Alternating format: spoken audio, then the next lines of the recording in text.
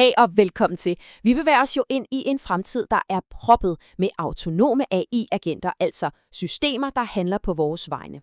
Og det efterlader os med et kæmpestort spørgsmål. Hvordan i al verden skal vi kunne stole på dem?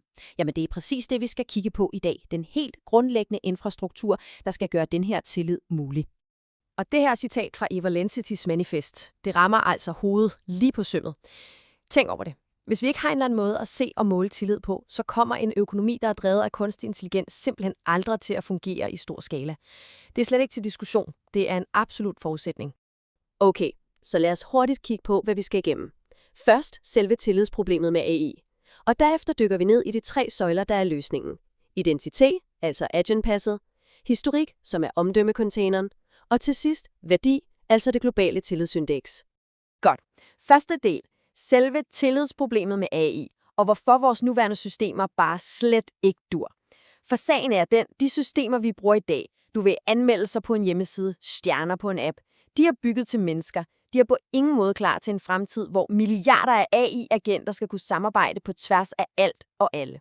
Hvis vi lige kigger på, hvordan tillid har udviklet sig, så giver det god mening. Altså, i gamle dage var tillid jo personlig. Du stolede på dem, du kendte ansigt til ansigt. Så kom internettet, og vi fik platformtillid. Tænk på stjernerne på Uber, anmeldelserne på Amazon. Det var platformen, der byggede et system for os. Men hvad er så det næste logiske skridt? Jamen, det er lige præcis her, det nuværende system bryder sammen. For hvad sker der, når dem, der skal handle, er autonome AI-agenter, som hopper rundt mellem et hav af forskellige platforme? En AI-agent er jo ikke låst til ét sted. Den skal operere på tværs af systemer, på tværs af, hele verden. Og så er en 5-stjerne anmeldelse på en enkelt platform jo fuldstændig ligegyldig, så snart den bevæger sig videre. Man kan se det sådan her. I dag er al vores tillidsdata låst inde i siloer. Altså din gode anmeldelse som sælger på en platform, kan du ikke tage med dig over på en anden. Den er fanget. Det vi har brug for er portabel tillid. En tillid, der er helt fri og bevæger sig med agenten, uanset hvor den er. Lidt ligesom et pas, du tager med dig, når du rejser. Så løsningen, den er i virkeligheden ret klar. Vi skal have en helt ny infrastruktur for tillid, som bygger på 3 simple principper. Den skal være observabel, så vi kan se den i data. Den skal være portabel, så den kan flyttes rundt. Og så skal den være sammenlignelig, så alle forstår den på præcis samme måde. Og det leder os direkte til den første af de her 3 søjler, identitet. Eller som det hedder her, agentpasset.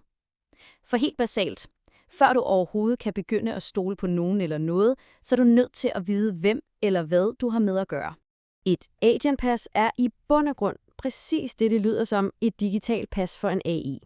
Det er en unik kryptografisk identitet, som er permanent og kan tages med overalt. Vigtigst af alt er den fuldstændig uafhængig af, hvilken platform agenten kører på. Og det her, det er simpelthen fundamentet, grundstenen, som al anden tillid skal bygges ovenpå. Okay, super. Så nu har vores agent en identitet. Men det er jo ikke nok i sig selv, vel? Vi er også nødt til at vide, hvad den rent faktisk har lavet. Og det er her, den anden søjle kommer ind i billedet. Historikken, eller omdømmecontaineren. Den her omdømmecontainer, tænk på den som et levende digitalt CV for AI'en. Det er en slags boks, der hele tiden samler verificerbare beviser op om, hvad agenten har gjort. Hvilke opgaver har den løst? Hvilke aftaler har den overholdt? Det hele bliver samlet her. Og fordi den er portabel, ja, så følger det her CV selvfølgelig med, uanset hvor agenten tager hen. Men, og det her er virkelig smart, ikke alle beviser er lige meget værd. Systemet har et hierarki. Helt i toppen, med den absolut højeste værdi, har vi direkte uafhængig observation af, hvad agenten gør. Det kan man ikke argumentere imod. Længere nede har vi så ting som verificerede attesteringer fra andre, og helt i bunden med den laveste værdi, ja, der har vi selvfølgelig den information, som agenten selv kommer med. Det er jo logisk nok. Godt. Nu har vi en identitet, og vi har en verificerbar historik. Hvad mangler vi så? Vi mangler at kunne sætte en værdi på det. Og det er præcis, hvad den 3. og sidste søjle gør. Den omsætter alt det her til et konkret økonomisk signal, som markedet kan forstå og handle ud fra. Det her kaldes det globale tillidsindeks, eller GTI. Den nemmeste måde at tænke på det er som et aktieindeks, f.eks. S&P 500, men bare for tillid. Det er et tal, der samler og viser den overordnede tillid til en specifik agent, eller måske endda et helt marked af agenter. Det tager den her lidt fluffy størrelse, tillid, og gør den til noget helt konkret, målbart og sammenligneligt. Og her er der altså en virkelig, virkelig vigtig pointe. Det her indeks er ikke et ratingbureau. Det er ikke en dommer eller en myndighed, der bestemmer, hvem der er god eller dårlig. Det er et rent informationsinstrument. Et signal. Tænk på det som et termometer. Det måler temperaturen, men det bestemmer ikke, om det er godt eller dårligt vejr. Den vurdering er op til os, mennesker, virksomheder, andre AI'er, at tage, baseret på de data, vi får. Det her citat, det opsummerer egentlig det hele. Når tillid pludselig bliver noget, vi kan observere og tage med os, så forvandler den sig. Den holder op med at bare være en følelse, og bliver i stedet til et reelt aktiv. En helt ny aktivklasse faktisk, på linje med ting som aktier, ejendomme eller råvarer. Noget med en målbar værdi. Så for at samle trådene. De 3 søjler spiller perfekt sammen. Først har vi agentpasset, som etablerer, hvem agenten er. Så har vi omdømmescontaineren, der sporer, hvad den har lavet.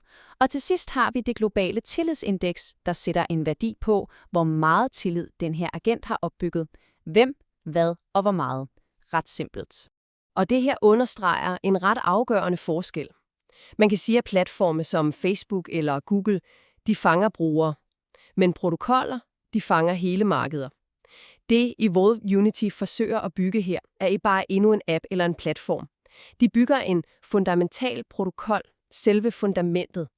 Ligesom TCP/IP er fundamentet for internettet, det her er tænkt som fundamentet for et helt nyt marked, bygget på tillid.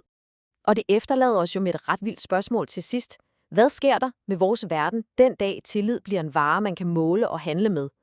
Forestil dig, at en AI kan dukke op med sit digitale pas, der viser et pletfrit og fuldt verificerbart omdømme, bakket op af en tårnhøj tillidsscore.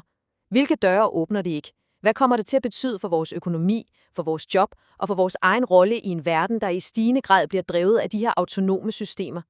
Det er den fremtid, den her infrastruktur sigter efter at muliggøre. Tak fordi du fulgte med.